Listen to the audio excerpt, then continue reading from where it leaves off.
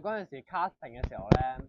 導演咧係有講過話，我唔記得 Facebook 嘅招募有冇啦，但係導演一嚟又講過話呢個角色咧係需要有一場咧係攞到上半身嘅。咁我嗰陣時咧，其實我係冇咩心理嘅意思要做，因為我覺得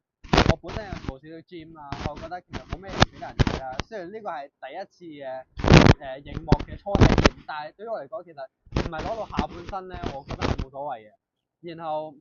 當時又其實都係好順理成章咁個故事。其實我覺得有時演員我自己咧係導演叫咩我就會做咩嘅，我冇乜啲好 personal 嘅要求，或者要導演去 serve 或者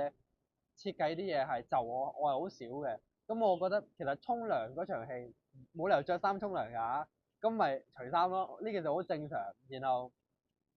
咁就拍咗出嚟，其實身邊嘅人都冇咩特別大嘅反應，其實大家就好順其自然。哦，佢去更衣室沖涼，佢除衫出嚟着翻件衫，所以其實就冇話好多啲咩肯除唔肯除嗰啲嘢，因為